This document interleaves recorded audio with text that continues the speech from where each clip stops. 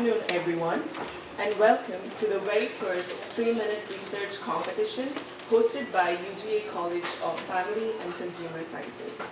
My name is Rashmi, and it is my honor to be your host today as we celebrate the incredible research being done right here in our college.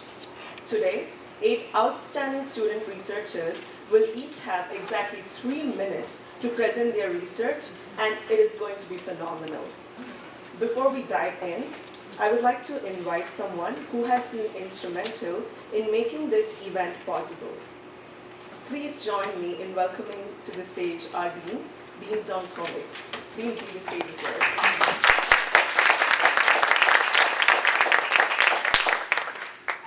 Thank you so much.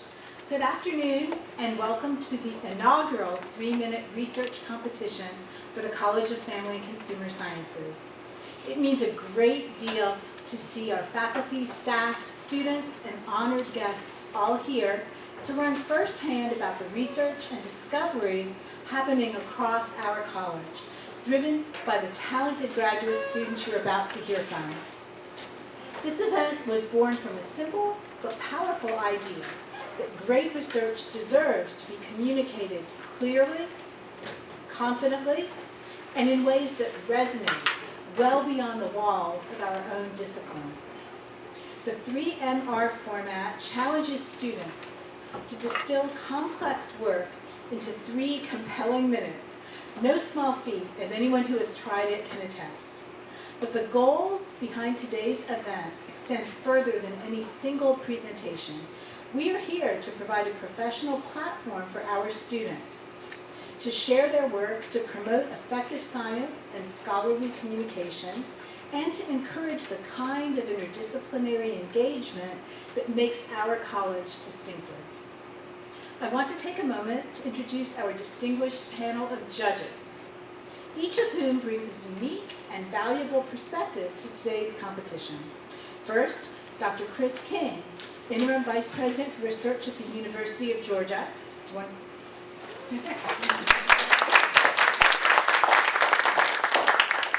We are grateful to have someone who understands the research enterprise at the highest institutional level here to lend his expertise. Second, Anna Morris, President of UGA FACS Alumni Association, who represents the legacy and the future of this college and knows firsthand the interdisciplinary impact of a FACS education. And then we have Mayor Kelly Gertz of Athens-Clarke County, whose presence reminds us that the work our students do has real implications for the communities we serve.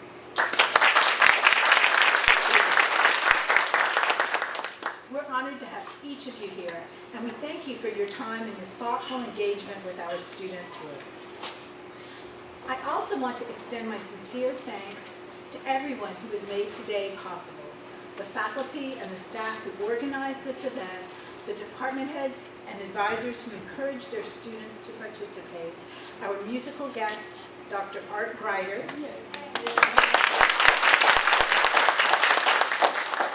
and you, our audience members, whose presence here sends a clear message that FACS values and supports graduate research.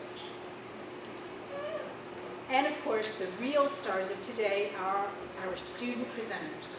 To each of you, thank you for your courage, your preparation, and your willingness to stand before this audience and share your work.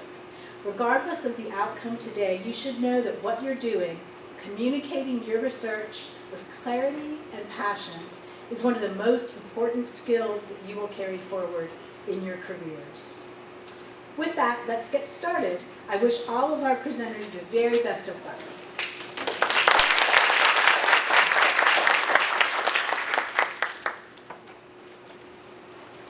Thank you so much, Lindsay, for those inspiring words and for welcoming our wonderful judges. Now, it is time to hand things over to someone who will be guiding us through the rest of this exciting competition. Please welcome our Master of Ceremonies for today, Nick Laconico. All right, well, thanks so much, Rashmi, for that introduction. And thank you all for being here. What a great way to start our weekend. As she said, my name is Nick McConico. I serve as the Director of Industry and Foundation Relations here at the University of Georgia in the Division of Development and Alumni Relations. And I'm thrilled to be your MC today at UGA FACS's very first and inaugural 3-minute research competition. Let's make this one to remember. Before we get started, I want to make one very important request. So everyone, take your phone out, make sure it's silenced, turn the volume down, text your parents, your loved ones, your spouse, hey, I'm unavailable for an hour or so. We want to make sure we give these presenters our undivided attention. Out of respect for our presenters who have worked incredibly hard for this moment, and for our judges, let's give them a distraction-free room. So let's go ahead and silence those phones, please. Staring. Okay, we're good. So, the 3-minute research competition, or 3MR, is a research communication competition where each participant has exactly 3 minutes and 1 slide to communicate their research to a non-specialist audience. This is not about the science, it's about storytelling. It's about making your research accessible, exciting, and meaningful to everyone in this room. 2026 marks a historic milestone. This is the very first time this competition has been held here in the UGA College of Family and Consumer Sciences. Every single one of today's presenters is a pioneer. We have 8 incredible finalists today representing all 4 departments in the college: financial planning and consumer economics, human development and family science, nutritional sciences, and textiles, merchandising, and interiors. The future goal is to expand the competition to include both graduate and undergraduate students, but today, these 8 are leading the way. So let's go over the rules here, right here on the screen. And these are important, so please listen carefully. Rule number 1, each presenter is allowed exactly 1 static slide. No animations, no videos, no extra media. The slide must be displayed from the very beginning of the presentation. Rule 2, here you go, press the slide. Rule 2, your presentation is considered starting the moment you speak, so take a breath, get set, then go. Rule 3, no props, no pre-recorded audio, just the presenter, their words, and their 1 slide. Rule 4, and this is critical, they only have 3 minutes, not 1 second more. Exceeding the time limit results in disqualification. Our timekeepers are watching. And then Rule 5, the presentation must be spoken, no reading from a script or pre-recorded material.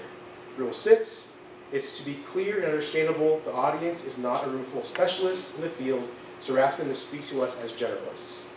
Rule 7, there are no questions from the audience during presentations, but you all, our wonderful audience, do have a role to play. The People's Choice Award is voted by you, and we'll get more into that later.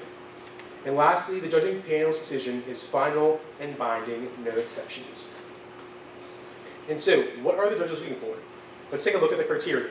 First, the background and significance. Does the presenter clearly explain why their research matters and what the problem is solving? Second, research strategy and findings. Does the presenter effectively communicate how they did their research and what they found? Third, conclusions and impact. Are the outcomes and real-world implications clearly presented? Fourth, language and clarity. Is the presentation understandable to a non-specialist audience, like us? Fifth, visual effectiveness. Does their 1 slide actually support and enhance the presentation? Sixth, engagement. Does the presenter demonstrate enthusiasm and hold our attention? Our 3 judges will be scoring each presentation on these criteria. In between each presentation, there will be a brief 2-minute break for our judges to complete their scoring. So please use that time to stretch, chat quietly, or reflect on what you all just heard. Also, during each break, we'll be sharing a fun fact about the UGA's College of Family and Consumer Sciences, so stay tuned. All right, that page here. And so, we have our first presenter. Let's get this competition started. Yeah, our first presenter is Shuang Yue Cui, Department of Human Development and Family Sciences, working with 10 futurists. Her research is titled, When Couples See Conflict Differently, Congruence in Couples' Perception of Conflict Management Following Relationship Education. Shuang Yue, the stage is yours.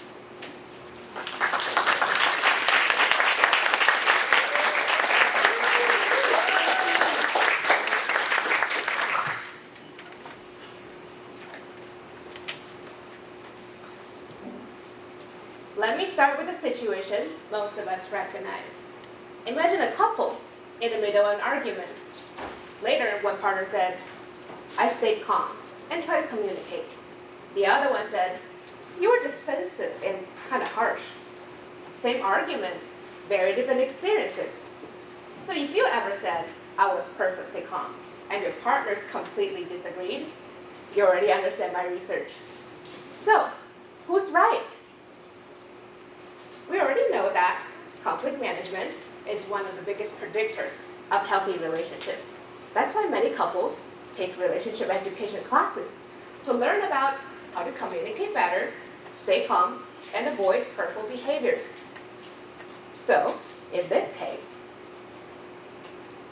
we ask a different question. Does it matter when couples don't see conflict the same way?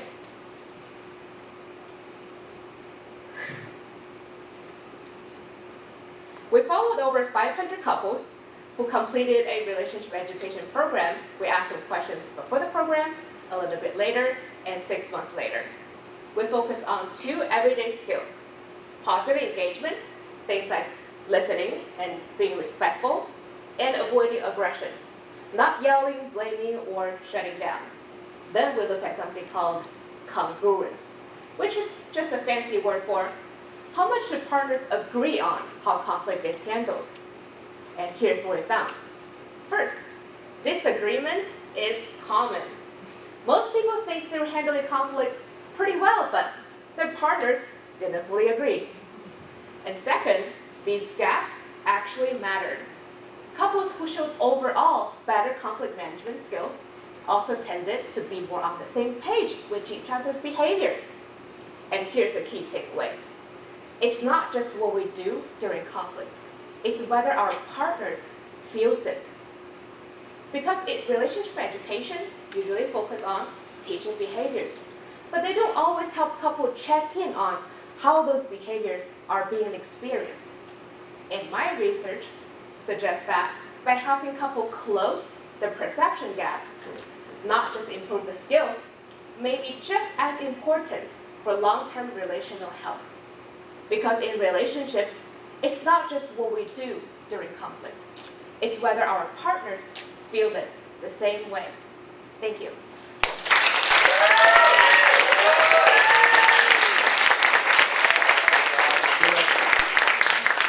Let's give it up to Shuang Wei. That was awesome.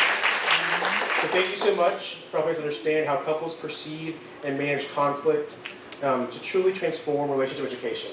I'm going to mention congruence to my wife tonight. It sounds smart, so thank you for mentioning that, allowing our judges to some time to make their scores. And so here's your first fun fact. One of UGA's oldest colleges, that is FACS. So FACS, the College of Family and Consumer Sciences, began in 1918 as the Division of Home Economics. It is the 5th college established at the University of Georgia. It was renamed the College of Family and Consumer Sciences in 1990.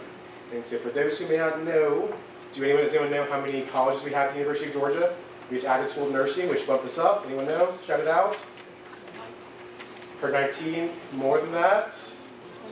20, yeah. So we've grown a lot in the past couple of years with the new med school, the nursing school, so we are growing rapidly, and so it's awesome that FACS is represented as one of the oldest colleges on this ever-evolving campus. So exciting stuff there. 1918, pretty impressive too, so you can share that with all of your other friends who maybe tout other colleges, but you are one of the oldest programs and colleges at the University of Georgia. So allowing our judges to get those scores in. Again, you want to think about what are those fun facts you learn in each presentation. A lot of content, 3 minutes, but there's something, right? What is that bit of knowledge you want to take with you and share? Mine's me congruence, talking to my wife about why I leave the pantry door open, maybe to see my perspective, right? It's a common fight, but it's okay. Okay. And so, our second presenter is Katie Harmeyer, also from the Human Development and Family Sciences Department, advised by Dr. Charles Geyer and Dr. Asaf Oshri. Katie's presentation is titled, Turning Risk into Resilience, the Power of Sleep for Mental Health. Katie, it's all yours.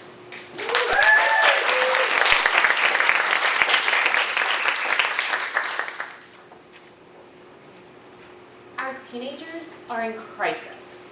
The most recent data from the CDC states that 2 in 5 report persistent feelings of sadness or hopelessness.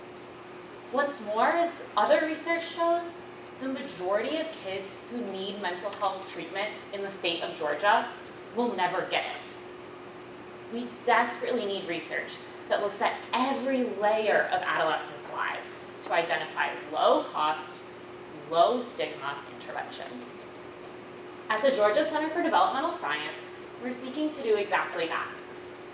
Now, we know that adolescence is a time of rapid reorganization of brain networks. And we also know that sleep matters for mental health.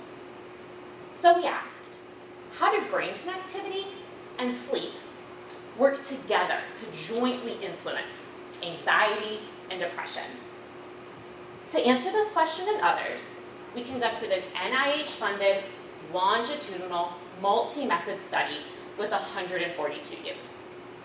We assessed brain connectivity using fMRI, and we measured sleep objectively using watches. Now, we knew we needed to get specific about the brain, so we zeroed in on 2 key regions. The first is in the executive control network. It keeps you in control and focused on your goals. The second is in the salience network. It helps you identify important information in your environment, like reward. So to be more specific, we asked, how does connectivity between the executive control network and the salience network interact with sleep to predict anxiety and depression 3 years later? What we found blew us away. Teenagers with higher connectivity between those networks did have an increased risk for anxiety and depression 3 years later, but only if their sleep was at late times or was inconsistent.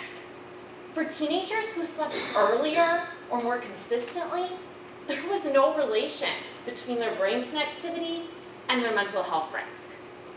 How could this be? Well, you can imagine. Teenagers with the high connectivity might be up all night worrying about something. We need more research. But we know 2 things for sure.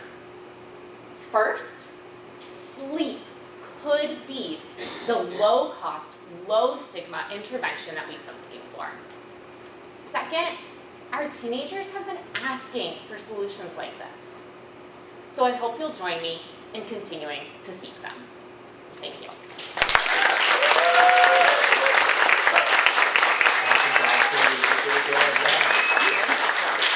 Incredible job, Katie. Thank you for showing us something as fundamental as good sleep can literally change our mental health outcomes. And so for all the students in the room, when it's finals in a couple weeks, and it's maybe midnight and you're in Dawson Hall, just go to sleep, right? If you're in the library, you don't need to be pulling all-nighters. And for the parents in the room, you got a little something in your pocket to remind your teenagers why they should not be scrolling on TikTok until 1 a.m. Okay, we have our next fun fact. I'm gonna maybe make it more of a quiz, so I won't show the fact yet. So get you all engaged a little bit. But here's a little piece of history. In 1919, just 1 year after FACS was founded, this person became the first woman to ever graduate from the University of Georgia. Her first name's Mary. Her last name is named after, or she's the namesake of one of the famous residence halls on campus. Mary Cresswell. Cresswell, yes. Any Cresswell residents or residents in the room? Maybe? Yep. Shout out to you. Nice. Love Rick Cresswell. So here is the fact. She was the first woman to ever graduate from the University of Georgia. She was a home economics student right here in the college, and she didn't stop there. She went on to become the college's very first dean in 1933. A true trailblazer, like our individuals presenting today. So some awesome facts, history, representation. Have that in your mind, and I think we'll move forward for the next presenter. All right. So presenter number 3 is Shariful Islam Tushar from Textiles, Merchandising, and Interiors, advised by Dr. Suraj Sharma.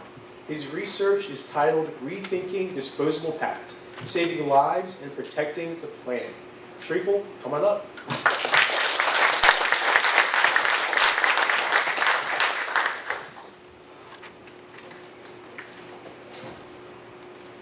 So, Today I want to talk about something that we rarely discuss, yet millions of people depends on it every single month.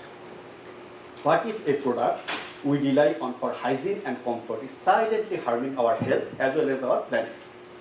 So yes, I am talking about the disposable pads. Over a lifetime, a woman may use around 11,000 sanitary pads, while a baby nearly 7,000 diapers. Now imagine this number around the entire population. That's a billion of products, right? But do we ever think about these pads after we use them? Yes. After disposable, what happens is really concerning. Most of these pads contain approximately 90% of plastic, and 80% of them end up in the landfills, where they can persist for hundreds of years. And also over time they can release microplastics, and some of them known as the forever chemicals. That means they never degrade. And they are also linked with serious health concerns, including the cancer.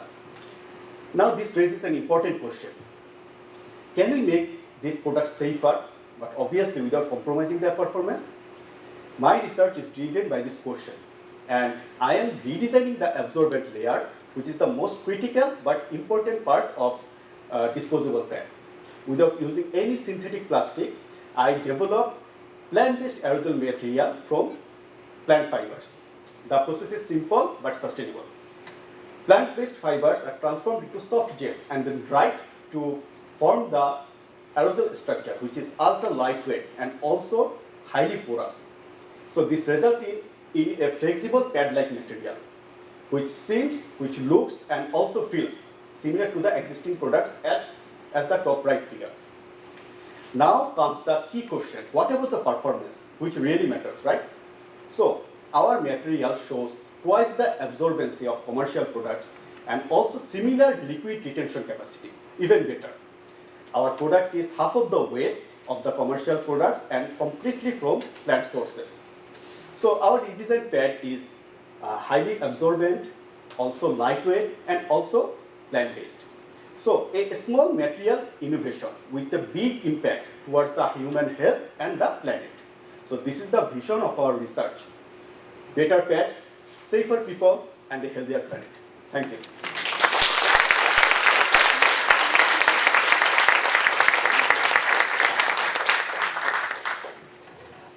Awesome job, Shariful.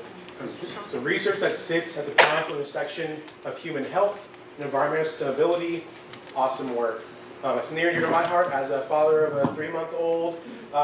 He said more absorbent, and that's what we want. So when her back release, I'm going to email him and tell him to talk to Pampers and all Huggies, all those people. So you have a future customer at heart, Shariful. So here is your next facts, fun fact. It's such a good thing to say, facts, fun fact. We have to, I don't know, copyright that. So the motto of the UGA College of the Family and Consumer Sciences is knowledge for real life. And that's not just a tagline. Everything this college does, the research, the teaching, the outreach, is designed to make a real difference in the lives of people. I think you all have experienced that firsthand. From financial planning to nutrition to family science, this is knowledge you can actually use. So that's awesome, and you're seeing it firsthand from our presenters. And that's just 3 of the 8, so you have a lot more amazingness to hear from. And so, we have our next presenter. Next up is Nayan Kim from Financial Planning, Housing, and Consumer Economics, working with Dr. Elong Peng. Her presentation is titled, Same AI, Different Reactions. Nayan, the floor is yours. Let's give her a round of applause.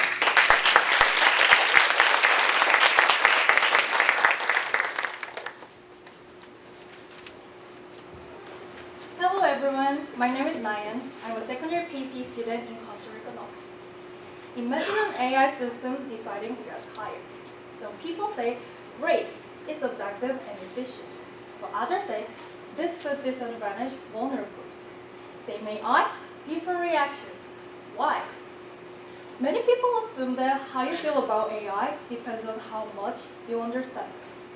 But my research asks a different question. What if it is about morality?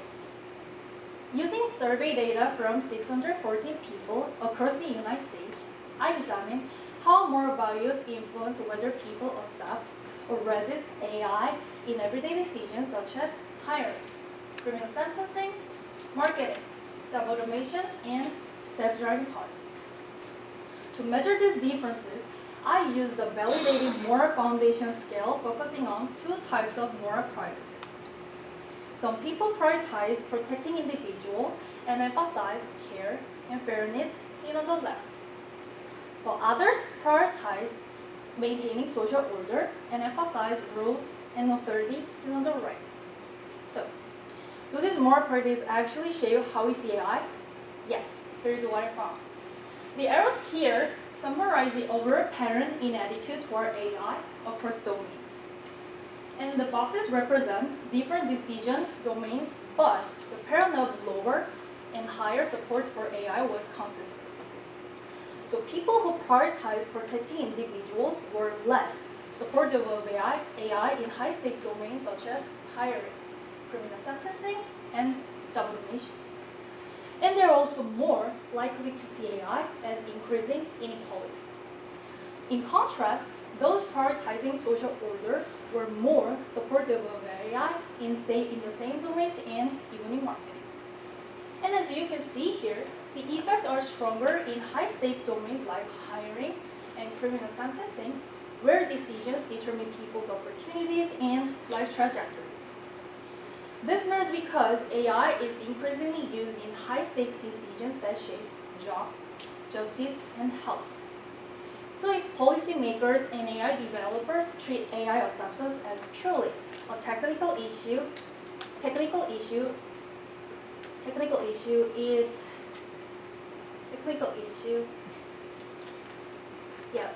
if policymakers and AI developers treat AI as purely a technical issue, they miss a deeper moral divide. So, better AI is not just about improving performance. It requires recognizing more diversity in how people evaluate these systems. So it is about asking a deeper question, not only what AI can do, but what it should do. Same AI, different reactions. The difference lies in our moral values. Thank you for listening.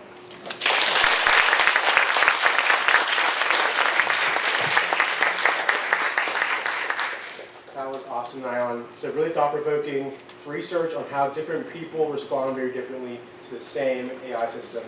As the students would say, I think that's meta, right? No cap? No, I tried.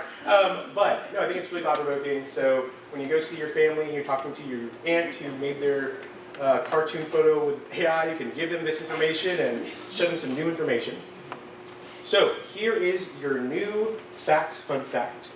So FACTS is made up of 4 dynamic departments: financial planning, housing and consumer economics, human development and family science, nutritional sciences, and textiles, merchandising, and interiors. Together they offer more than 12 undergraduate and graduate majors. And today you've been hearing from scholars across all of them. So you are halfway through our presenters, and remember there was that People's Choice Awards. You've heard from 4 of 8. So if you have in your mind, you're still halfway through, so definitely be thinking about all those facts that you've learned and who you want to vote for our People's Choice Award. So our next presenter, we have Amanda Nicely Medina from Textiles, Merchandising, and Interiors, working with Dr. Jayon Joe. Amanda asks a bold question: can AI lend a hand in the fashion classroom? Amanda, let's hear it.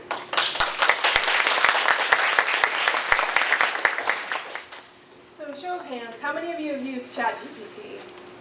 I mean, clearly not for classroom work, right? So you know that we can trust everything that it says, because unlike humans, it is completely infallible, our robot overlord. Well, we all are familiar at this point with hallucinations, citing papers that don't exist, and we've all seen photos of humans that have 7 fingers on one hand. Okay?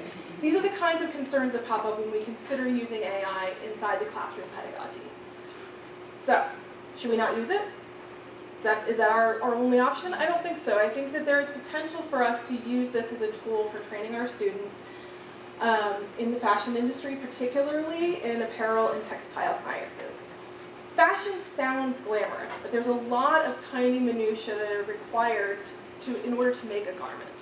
That kind of skill takes fabric knowledge, body fit, movement, all kinds of different tacit and experiential knowledge that is normally handed down from an expert to a novice. That's why many brands have to create their own apprenticeship programs, because we don't have time in colleges to do that kind of training. So what I'm hoping is that we can use AI to help pass on that kind of tacit knowledge to our students. I'm wondering, can AI that has no hands assist in teaching hands-on skills to our students? So it's fairly easy to tell when a garment really doesn't fit. But how to fix that problem, that can take years of training to know what to adjust on a pattern to get the fit just right. So we wondered, could AI view a garment, tell if it doesn't fit, and then suggest solutions for how we might fix that problem? We tasked several different LLMs with this exact situation. We gave them different ill-fitting garments and asked them to tell us why it didn't fit and how they would fix it. Then we had a panel of experts with an average of about 20 years of experience in the garment industry review those answers and tell us how they scored. Overall, they said definitely not 100% perfect. However, it was enough that they thought that it would be a good tool for people beginning in the industry who didn't really know patterns that well and had no idea where to start. The next study that we did was a custom chatbot for students learning how to use a computerized knitting machine. So this involved both hardware and software that were new to the students. The students had 9 weeks in order to master this tech. Afterwards, we interviewed the students and they said that having access to an AI teaching assistant at 2 in the morning to troubleshoot drop stitches meant the difference between them finishing the project and just giving up. It's not there to replace the professor. It's not there to replace the teaching assistant, but it's there when they can't be. So, then we've used it for creativity. We've used it to generate costumes for a local production, and we continue to work within the industry to teach our students the skills they need faster. Thank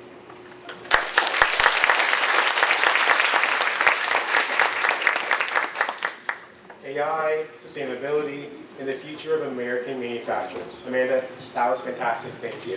So that's 2 presentations you've heard about artificial intelligence. I think it's just awesome to see how it kind of flows into everything that we're experiencing from different majors, different colleges, and so kind of seeing how we include that in our daily life and for our students to experience that as they go into the workforce. So super awesome to see the future of academia and the workforce infusing that in our experiences.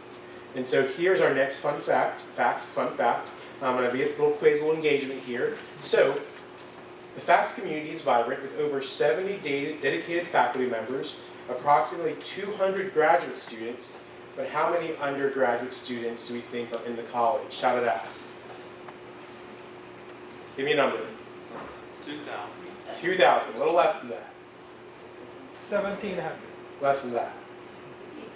15 less. 1,400, wow, you guys are so smart. Great job.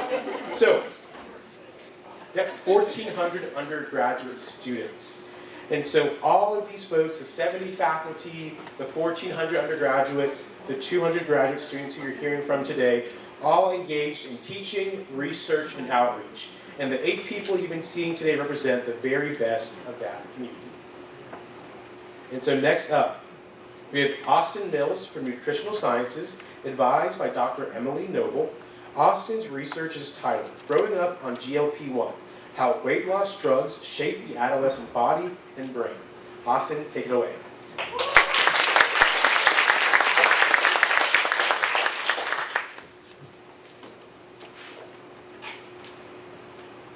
Imagine being 12 years old, having obesity, and being prescribed a weight loss drug.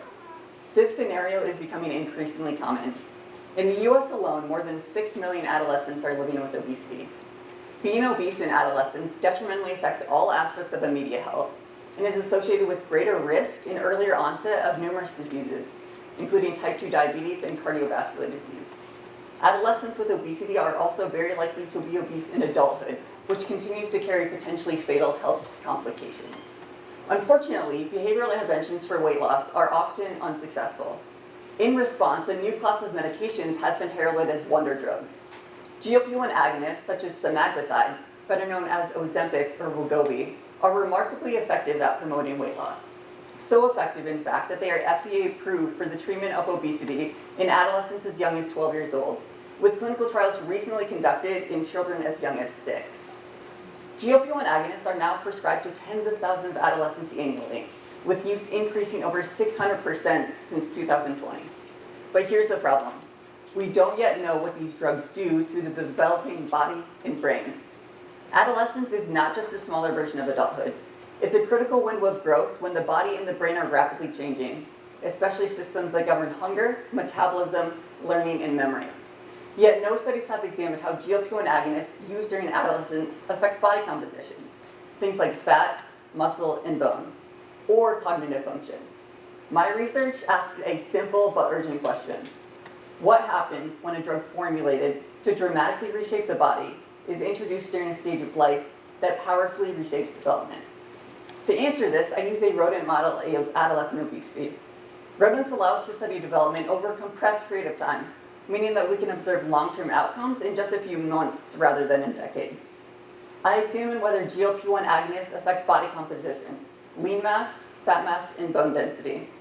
I also investigate whether early exposure to these drugs permanently alters the brain's hunger and satiety pathways, potentially altering food preferences and eating behaviors later in adulthood. By understanding the long-term physical and cognitive effects of GLP-1 agonists when used during adolescence, my work aims to provide the evidence necessary to guide safe prescribing practices, clinical decision-making, and future health policy, so that today's solutions don't become tomorrow's problems. Thank you.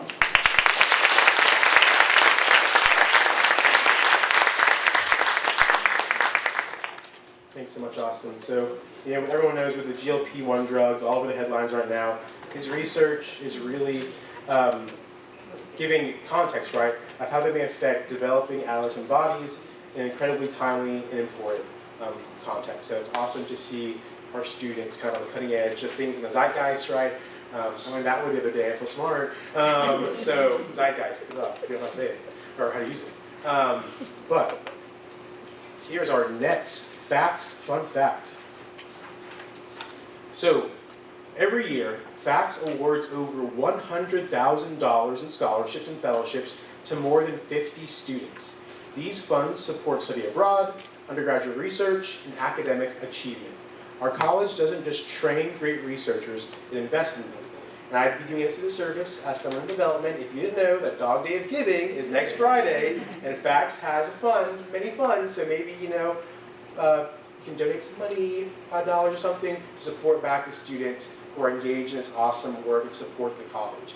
Any amount counts, and it's a really way to support the college and the rest of our students here as well. And so, our 7th presenter, we have Lauren Suter, also from Nutritional Sciences, working with Dr. Carla Schwan. Lauren asks the question we never thought to ask. Is ultrasound the future of home produce washing? Lauren, you got the stage.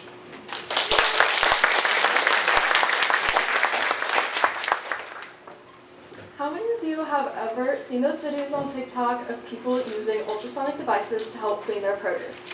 Okay, yes, see some hands. So some of these videos have garnered millions of views and can be pretty convincing that ultrasonic devices can be used to help make our produce safer to consume. The question is though, are these devices actually effective? Ultrasound has become more popular within the food industry as a non-thermal processing technology that's typically used for foods that cannot withstand traditional thermal processing like pasteurization. As this technology has become more popular within commercial settings, it's also begun to infiltrate the consumer market. For example, if you search on different retailers such as Amazon or TikTok Shop, you can find tons of different ultrasonic devices for sale, many of which are marketed with claims that they can be used to remove or inactivate potentially harmful pathogens that might be lurking on our produce. But are these claims actually true? While prior research shows that commercial ultrasound can be effective for removing or inactivating pathogens on fresh produce, the devices that are being marketed to consumers are often much less powerful, so naturally, the results might be different. To answer this question, we inoculated romaine lettuce leaves with high levels of E. coli and listeria, and then treated them with either ultrasound or a water bath for 5, 10, or 15 minutes. We sampled the lettuce leaves before and after treatment and then compared to assess whether any of the bacteria were being removed. And we also took samples of the wash water post-treatment to assess whether any of the bacteria that were being removed were actually being killed. And finally, we used a colorimeter to assess Hunter lab values of romaine lettuce leaves before and after treatment to assess whether ultrasound was having any significant impact on lettuce color. For E. coli, we observed a significant main effect of time, finding that samples that were treated for 10 minutes experienced the most significant removal, regardless of whether they were being treated with ultrasound or a water bath. Comparatively, for Listeria, we observed a significant interaction between treatment type and time, finding that for samples that were treated with water bath, a significant removal occurred after 10 minutes of treatment, whereas for samples that were treated with ultrasound, a significant removal occurred after only 5 minutes of treatment. For both E. coli and Listeria, no inactivation was observed, indicating that this technology was really only effective for removing bacteria from lettuce and not actually killing them.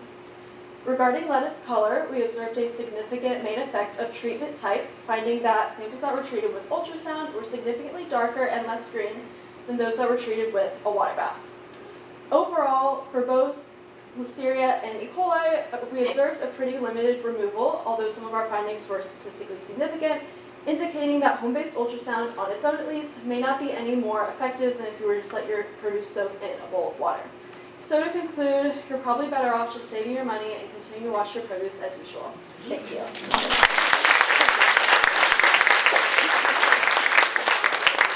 So Lauren, thank you for telling me that I can continue doing it the same way I told my wife I can do. I think my dog prefers a little bit of dirt on her carrots, but that's just her. All right.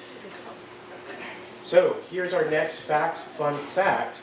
As this information shows, FACTS reaches far beyond this campus here in Athens, Georgia. UGA FACTS extension programs operate in every single county in the state of Georgia, delivering research-based education on nutrition, financial management, family relationships, and housing directly to communities across the state. From Athens to Albany, depending on where you're from, Albany, right? Yeah. To Augusta, FACTS is there. And so we have our last presenter coming up.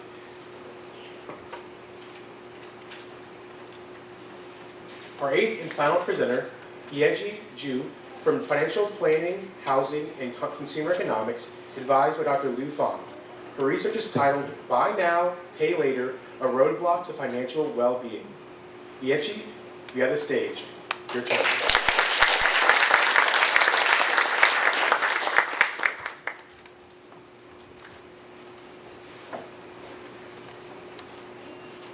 Imagine you're a guitar lover, which I am. You just saw this $13,000 guitar on the website. I mean, it's $13,000. You're about to close that page. Until this pops up, page is $625 today with 0% interest. So suddenly, it doesn't sound like $13,000 is going away anymore. That's Buy Now, Pay Later, or BNPL. It splits your purchase into several installments with no upfront cost and no interest. It feels like a really good deal, but is it? Let's think of it as two voices in your head. The first one says, just buy it. It's only $600-ish. We can't afford that. But the other one says, what about next month? And the 19 months after that, there's $600 going away in my account each month. These two voices in behavioral economics are called the behavioral life cycle hypothesis. We all have a present focus side that desire immediate reward, which is the short term, and a future focus side that plans ahead. Now, here's what's dangerous about BNPL. It turns up the volume of that first voice, making the short term feel more salient than the long term. In that mindset, you might just click on that and buy the guitar. However, it does not only affect your spending, but also affect your financial well-being, which is how secure, in control, and satisfied you are about your personal finances. However, current research has mixed findings on whether BNPL actually benefits or harms your financial well-being. What we think is missing here is the timing. Just like the two voices we talked about, in the short term, BNPL gets you what you want and your satisfaction goes up. But what about the long-term behavior and also the long-term effect it creates? We found two clear pathways here. In the short term, BNPL users are more likely to exhibit some mismanagement behaviors, like overspending, having undue balances on their credit card, and also lacking emergency savings. In the meantime, they're less likely to save or invest for their future, just like for their retirement life. These behavior changes, in turn, lead to a reduction in their financial well-being. They're less satisfied and less secure about their finances.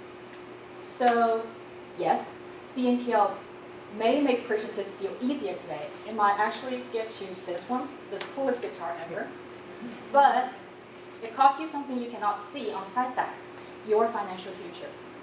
This matters not only for us consumers, we may be more careful and organized before using that, but also for financial practitioners and policymakers who can help us reduce such risky behaviors by showing the true cost behind this simple click, so that buying now does not sacrifice your future anymore. Thank you.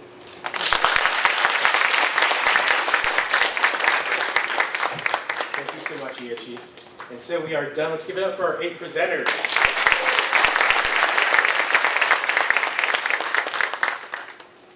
And so, as you can see, the UGA College of Family Consumer Sciences has produced over 21,000 alumni worldwide. These graduates are leading organizations, running practices, shaping policy, and changing lives in nutrition, fashion, financial planning, child development, and so much more.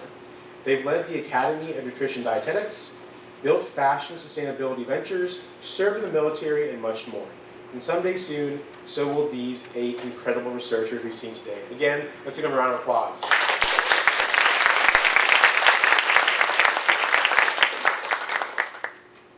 All right, so here they are. So if you are supporting one of them, this is a great time to take a picture, shout them out, show them some love.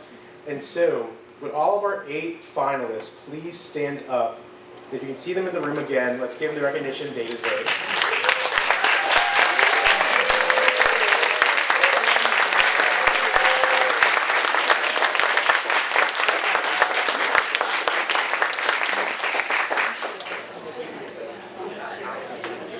All right.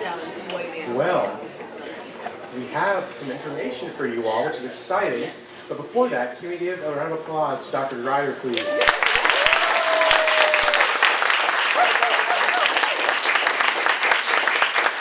Amazing. And so I'm going to ask our 8 presenters to come to the stage, please, or to come to the floor, maybe, please. And we'll kind of recognize you individually first. First, what we'll do is recognize our 5 presenters who are still amazing and incredible, and then we'll recognize the 3 other award winners, if that makes sense. And so, you're good. So what we'll do is recognize our 5 presenters who are receiving their participation, and completion of the program certificate. And so if you don't hear your name, you are in the running for one of the 3 other awards.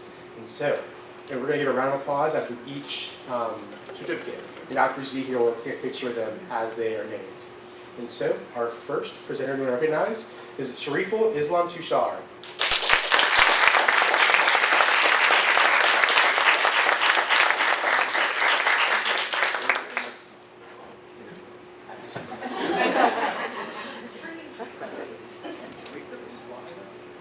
Is there a slide?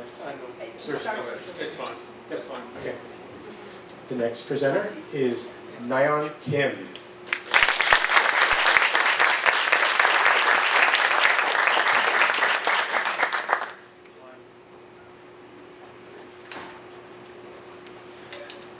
Amanda Nicely Medina.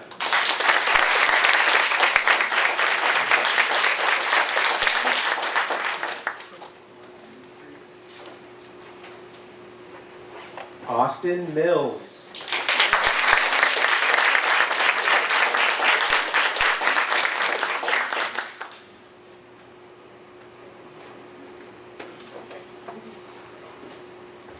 And then Iechi Ju.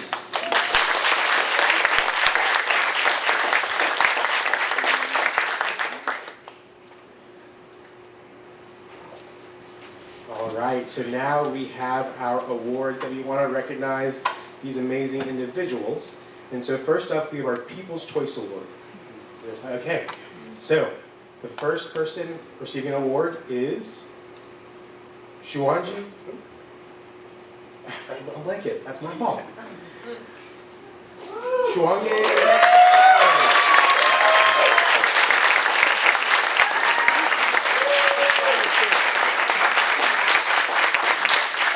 So congratulations to Shuangye Cui.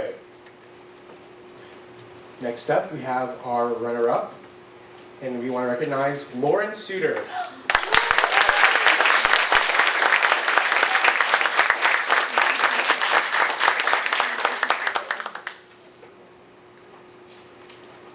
And so lastly, our winner is Katie Harmeyer.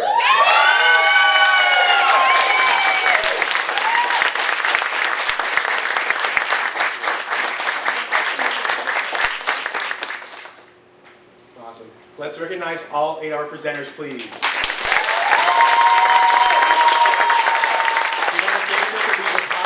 Something special.